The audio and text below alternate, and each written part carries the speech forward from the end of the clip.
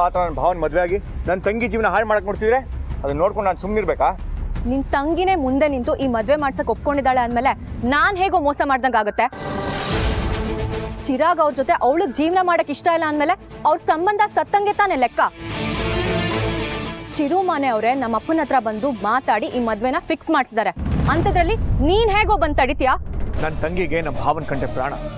ಯಾರ್ದೋ ಒತ್ತಾಯಕ್ಕೋ ಬಲವಂತಕ್ಕೋ ಈ ಮದುವೆಗೆ ಒಪ್ಪಿರ್ತಾಳೆ. ನಮ್ಮ ಭಾವನ್ಗೂ ಅಷ್ಟೇ ನನ್ನ ತಂಗಿನ ಕಂಡ್ರೆ ಪ್ರೀತಿ ಗೌರವ.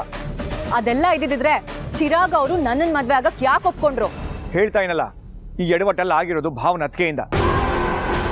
ನನ್ನ ತಂಗಿ ಜೀವನ ಹಾಳು ಮಾಡಕ್ ನೀನೇ ಅಲ್ಲ, ಬೇರೆ ಯಾರೇ ಬಂದ್ರು ಈ ನರಸಿಂಹ ಉಗ್ರ ನರಸಿಂಹ ಆಗ್ತಾನೆ. ಸಿನಿಮಾ ಹೀರೋ ತರ ಪಂಚ್ ಡೈಲಾಗ್ ಹೊಡಿಬೇಡ. ಈಗ ನೀನ್ ಕಟ್ಟಿರೋ ತಾಳಿನ ನನ್ ಏನ್ ಮಾಡ್ಲಿ? ಈ ತಾಳಿನ ನಾನ್ ಕಟ್ಟದೇ ಇದ್ರೆ ನಮ್ಮ ಭಾವ ಕಟ್ಟಿದ್ರು. ಅದನ್ನ ತಪ್ಸೋಕೆ ನಾನು ಹೀಗೆ ಮಾಡಿದ್ದು. ಈಗ ನಾನೇನ್ ಮಾಡ್ಲಿ ಅಂದ್ರೆ ನಾನೇನ್ ಹೇಳಕ್ಕಾಗುತ್ತೆ? ಇದು ತಾಳಿ ಅಲ್ಲ, ಬರೀ ಒಂದ್ ದಾರ ಅಷ್ಟೇ. ಬಲವಂತವಾಗಿ ಕಟ್ಟಿರೋ ಈ ದಾರಕ್ಕೆ ಯಾವ ಬೆಲೆನೂ ಇಲ್ಲ.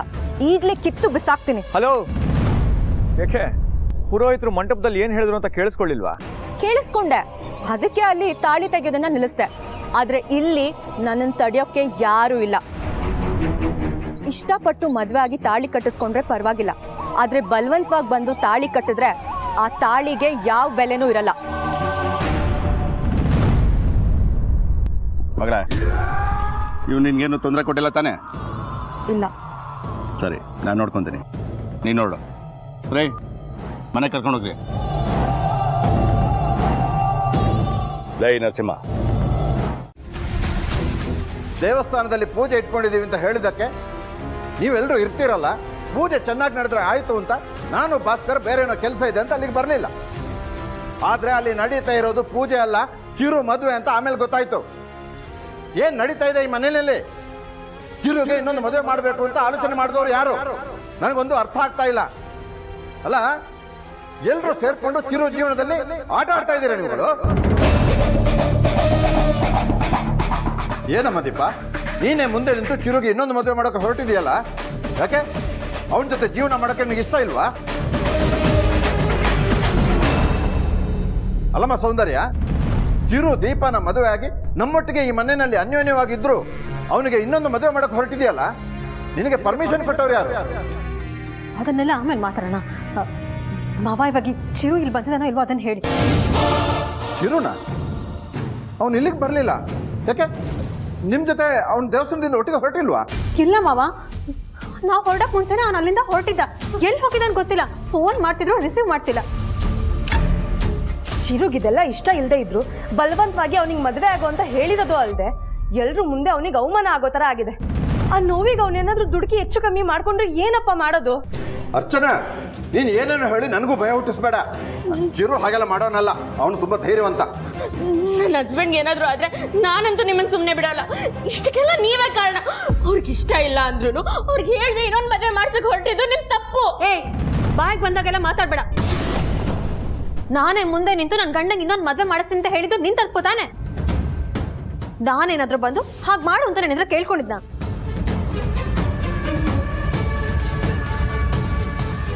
ಚಿರು ಅವರು ಈ ಮದ್ವೆಗೆ ಒಪ್ಪಿದ್ದಾರೆ ಅಂತ ನೀವ್ ನನಗೆ ಸುಳ್ಳು ಹೇಳಿದ್ರಿ. ಇವಾಗ ಹೇಳೋದಿಕ್ಕೆ ಅವ್ರು ನನ್ನ ಜೊತೆ ಇರಕ್ ಇಷ್ಟ ಇಲ್ಲ, ಅದಕ್ಕೆ ನಾನೇ ಮುಂದೆ ನಿಂತು ಅವ್ರ ಮದ್ವೆ ಮಾಡಿಸ್ತೀನಿ ಅಂತ ಹೇಳಿದ್ದು. ಅವರಾದ್ರೂ ಚೆನ್ನಾಗಿರ್ಲಿ ಅನ್ನೋ ಉದ್ದೇಶ ಇತ್ತು. ಅದ್ರಲ್ಲಿ ಏನ್ ತಪ್ಪು? ಚಿರು ನಿನ್ ಯಾವ ಅಂಗದಿಂದನೂ ಸೂಟ್ ಆಗಲ್ಲ ಅಂತ ನಿನ್ಗೂ ಗೊತ್ತು ತಾನೆ? ಅದಕ್ಕೆ ನಾನು ಈ ತರ ನಿರ್ಧಾರ ಮಾಡಿದ್ದು. ಅದ್ರಲ್ಲಿ ಏನ್ ತಪ್ಪು? ಈ ನಿರ್ಧಾರ ತಗೊಳ್ಳೋದಕ್ಕೂ ಮುಂಚೆ ಈ ವಿಷಯದ ಬಗ್ಗೆ ಅಪ್ಪನ ಹತ್ರ ಒಂದ್ ಚೂರಾದ್ರೂ ಡಿಸ್ಕಸ್ ಮಾಡ್ಬೇಕು ಅಂತ ಯಾರಿಗೂ ಏನು ಅನ್ನಿಸ್ಲೇ ಇಲ್ವಾ? ಈ ಮನೇಲಿ ಎಲ್ರು ಅವ್ರಿಗೆ ಅವರೇ ಯಜಮಾನ್ರಾಗ್ಬಿಟ್ಟಿದ್ದಾರೆ. ಹೇಳೋರು ಕೇಳೋರು ಯಾರು ಇಲ್ಲ ಅಂತ ಅನ್ಕೊಂಡಿದ್ದಾರೆ. ಅದೇನ್ ಮಾಡ್ತಿರೋ ನನಗೆ ಗೊತ್ತಿಲ್ಲ. ಮೊದಲು ಚಿರು ಎಲ್ಲಿದ್ದಾನಂತ ಹುಡುಕಿ ಅವ್ನ ಕರ್ಕೊಂಡ್ ಬನ್ನಿ ಅಷ್ಟೇ. ನಾನು ಈಗಲೇ ಚಿರು ಫೋನ್ ಮಾಡ್ತೀನಿ. ನಾನಾಗ್ಲೇ ಫೋನ್ ಟ್ರೈ ಮಾಡಿದೆ ಅಮ್ಮ, ಸ್ವಿಚ್ ಆಫ್ ಬರ್ತಿದೆ. ಹೌದಾ? ಹಾಗಿದ್ರೆ ನಾನು ಹೋಗಿ ಅವ್ನು ಎಲ್ಲಿದ್ದಾನೆ ಅಂತ ಹುಡ್ಕೊಂಡು ಬರ್ತೀನಿ. ಸೌಂದರ್ಯ, ನಾನು ಬರಲ್ಲ? ಏನ್ ಬೇಡ, ನಾನು ಹೋಗ್ತೀನಿ.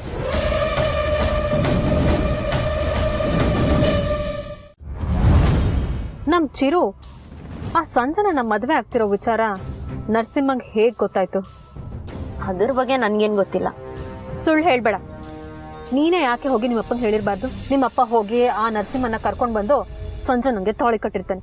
ನಾನ್ ಸತ್ರುನು ನಾ ಕೊಟ್ಟಿದ್ ಮಾತಿಂದ ಹಿಂದೆ ಸರಿಯಲ್ಲ. ನನ್ ಗಂಡ ಕಟ್ಟಿರೋ ತಾಳಿ ಮೇಲೆ ಆಣೆ ಮಾಡಿ ಹೇಳ್ತಿದೀನಿ, ನಂಗೆ ಇದ್ರ ಬಗ್ಗೆ ಏನು ಗೊತ್ತಿಲ್ಲ. ಸಂಜೆನ ಮದ್ವೆ ಆಗ್ತಿರೋ ವಿಷಯನ ನಾನು ಯಾರಿಗೂ ಹೇಳಿಲ್ಲ. ಈಗ್ಲಾದ್ರೂ ನಿಮ್ಗೆ ನಂಬಿಕೆ ಬಂದಿದೆ ಅಂತ ಅನ್ಕೊಂಡಿದೀನಿ. ಇನ್ನೂ ಏನ್ ಯೋಚನೆ ಮಾಡ್ತಿದ್ದೀರಾ? ನಡೀರಿ ಬೇಗ. ಏಯ್, ನಾನೇ ನಿನ್ ಡ್ರೈವರ್ ಅನ್ಕೊಂಡಿದ್ಯಾ? ಕೆಲ್ಸದವ್ರಿಗೆ ಹೊರಡಿ ಅಂತ ಹೇಳಂಗೆ ನಡೀರಿ ಅಂತ ಹೇಳ್ತಾ ಇದ್ಯಾ? ಮೊಸರಲ್ಲಿ ಕಲ್ಲು ಹುಡ್ಕೋದಂದ್ರೆ ಇದೇ ಇರ್ಬೇಕು. ಚಿರು ಅವ್ರು ಸಿಕ್ತಿಲ್ಲ ಅನ್ನೋ ಗಾಬರಿಯಲ್ಲಿ ಹೇಳಿದ್ರೆ ನೀವ್ ಏನೇನೋ ತಪ್ಪು ತಿಳ್ಕೊತೀರಾ ಅಲ್ವಾ? ಓನರ್ ತರ ಮುಂದೆ ಕುತ್ಕೊಂಡ್ ಬಿಲ್ಡಪ್ ಕೊಡ್ಬೇಡ, ಎದ್ದು ಹಿಂದೆ ಕುತ್ಕೋ. ಏನಾಗಿದೆ ನಿಮ್ಗೆ? ಹಸ್ಬೆಂಡ್ ನ ಹುಡ್ಕೋದಕ್ಕೆ ಸುಲಭ ಆಗತ್ತೆ ಅಂತ ಮುಂದೆ ಕೂತಿದ್ದೀನಿ ಹೊರತು ನೀವ್ ಬಿಲ್ಡಪ್ ಕೊಡೋ ತರ ಏನಿಲ್ಲ. ನೀನ್ ಏನು ಅಂತ ನಾನು ಚೆನ್ನಾಗಿ ಅರ್ಥ ಮಾಡ್ಕೊಂಡಿದ್ದೀನಿ. ಹೇಳ್ದಷ್ಟು ಮಾಡು. ಈಗ ನೀನ್ ಹಿಂದೆ ಕೂತ್ರೆ ಗಾಡಿ ಮುಂದಕ್ಕೆ ಹೋಗೋದು. ಏನ್ ಜನನೋ ಏನೋ ನೀವು ಮಾಡೋ ಕೆಲ್ಸಕ್ಕಿಂತ ಪ್ರತಿಷ್ಠೆನೇ ಹೆಚ್ಚು. ಸುಮ್ಮನೆ ಸಮಯ ಹಾಳು ಮಾಡ್ಬಿಡಿ, ಮುಂದಕ್ಕೆ ಹೋಗಿ. ಏಯ್, ಮಾತಲ್ಲಿ ನಿಗಾ ಇರ್ಲಿ. ಬಾಯ್ದೆ ಅಂತ ಬೇಕಾಬಿಟ್ಟಿ ಮಾತಾಡ್ಬೇಡ. ನಾನ್ ಮನ್ಸು ಮಾಡಿದ್ರೆ ನಡು ರಸ್ತೆಲಿ ಇಲ್ಲೇ ನಿನ್ನ ಬಿಟ್ಟು ಹೋಗ್ತೀನಿ, ಗೊತ್ತಾ? ನೀವ್ ಹೆದರ್ಸ್ ತಕ್ಷಣ ಹೆದರ್ಕೊಂಡು ಕಣ್ಣೀರ್ ಸೂಸೋ ಹುಡುಗಿ ಅಲ್ಲ ನಾನು. ನನ್ನ ಹಸ್ಬೆಂಡ್ನ ನಾನೇ ಹುಡ್ಕೋ ತಾಕತ್ತಿದೆ ನನ್ಗೆ. ಏನೋ ಹೊರಟಿದ್ರಲ್ಲ ಅಂತ ನಿಮ್ ಜೊತೆ ಬಂದ್ರೆ ನನ್ಗೆ ದರ್ಪ ತೋರಿಸ್ತೀರಾ? ಆಯ್ತು, ನಿಮ್ ಪಾಡಿಗೆ ನೀವ್ ಹುಡುಕಿ, ನನ್ ಪಾಡಿಗೆ ನಾನೇ ಹುಡುಕಿ.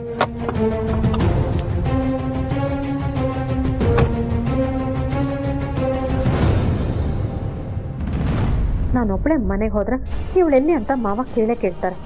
ಆಗ ನಾನು ಏನೇ ಸುಳ್ಳು ಹೇಳಿದ್ರು ಇವಳು ವಾಪಸ್ ಮನೆಗೆ ಬಂದ್ಮೇಲೆ ನಿಜ ಹೇಳಿದ್ರೆ ಮತ್ತೆ ಮಾವ ಅದಕ್ಕೆ ನನ್ನನ್ನು ಪ್ರಶ್ನೆ ಮಾಡ್ತಾರೆ. ಹೇಗೂ ಬಂದಿದ್ದಾಳೆ, ಇವಳ ಜೊತೆನೆ ಹೆಣ್ಗಾಡ್ಕೊಂಡು ಹುಡುಕ್ತೀನಿ, ಬೇರೆ ಚಾಯ್ಸೇ ಇಲ್ಲ.